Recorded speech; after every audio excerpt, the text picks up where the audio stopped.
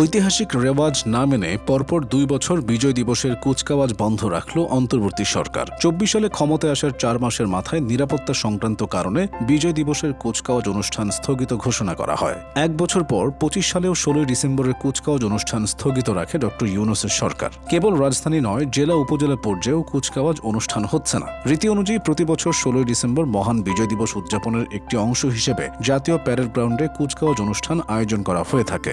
এদিন শহীদদের প্রতি ফুল দিয়ে শ্রদ্ধা জানাতে রাষ্ট্রপতি, প্রধানমন্ত্রী, বিরোধী দলীয় নেতারা সহ সাধারণ মানুষের ঢল নামে সাভার স্মৃতিসৌধে। ৩ বাহিনী, ফায়ার সার্ভিস, পুলিশ, আনসার সহ বিভিন্ন বাহিনীর সালাম গ্রহণ করেন রাষ্ট্রপতি। বাংলাদেশের সামরিক সক্ষমতার প্রমাণ হিসেবে কুচকাওয়াজে প্রদর্শন করা হয় সাজোয়া যানগুলো।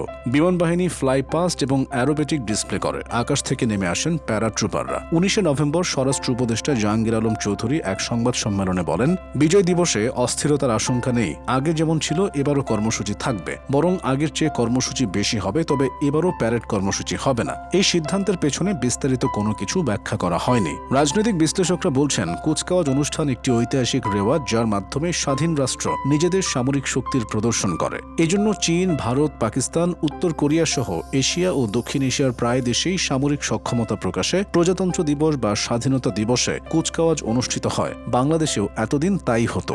ঢাকা বিশ্ববিদ্যালয়ের অধ্যাপক জোবাইদা নাসরিন জানান, বিজয় দিবসে কুচকাওয়াজ অর্থ হলো একটা রণকৌশল, শৃঙ্খলা এবং এমন একটা উদ্যমের জায়গা যা বহু বছর ধরে এটি বিজয় এবং স্বাধীনতা দিবসের সঙ্গে সম্পৃক্ত।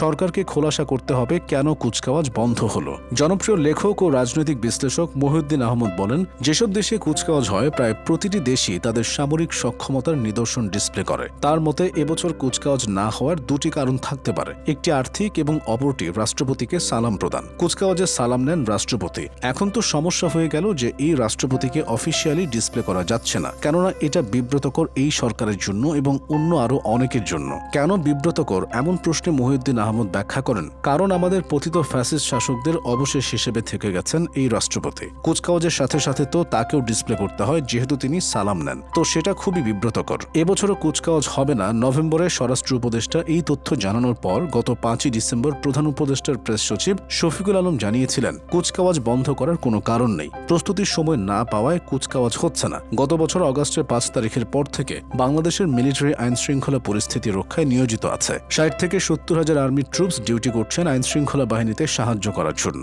সেজন্য একটা কুচকাওয়াজ করার জন্য যে প্রস্তুতি থাকে সেটা তো অনেক ক্ষেত্রেই এই সময়ে আমরা পাচ্ছি না। তবে কুচকাওয়াজ না থাকলেও বিজয় দিবস উদযাপনে ব্যাপক কর্মসূচি নিয়েছে সরকার। যেমন ঢাকায় ৩১ বার তোপধ্বনির মাধ্যমে দিবসটির সূচনা করা, সূর্যোদয়ের সঙ্গে সঙ্গে রাষ্ট্রপতি ও প্রধান উপদেষ্টা সাভার জাতীয় স্মৃতিসৌধে পুষ্পস্তবক অর্পণ করা। বাংলাদেশ এবার সর্বাধিক পতাকা উড়িয়ে প্যারাশুটিং করে বিশ্ব রেকর্ড করার প্রস্তুতিও নিয়েছে। বাংলাদেশের সেনাবাহিনী, বিমান বাহিনী ও নৌবাহিনীর যৌথ উদ্যোগে স্বাধীনতার ৫৪ বছর উদযাপনে ৫৪ জন প্যারাট্রুপার পতাকা হাতে স্কাই ডাইভিং করবেন। এটিই হবে বিশ্বের বুকে সর্বাধিক পতাকা হাতে প্যারাশুটিং, যার রেকর্ড গড়বে গিনেস ওয়ার্ল্ডে। একই সাথে বিজয় দিবসের দিন তেজগাঁওয়ে পুরাতন বিমানবন্দরে বাংলাদেশ সেনাবাহিনী, নৌবাহিনী এবং বিমান বাহিনী পৃথকভাবে ফ্লাই পাস্ট মহড়া পরিচালনা করে।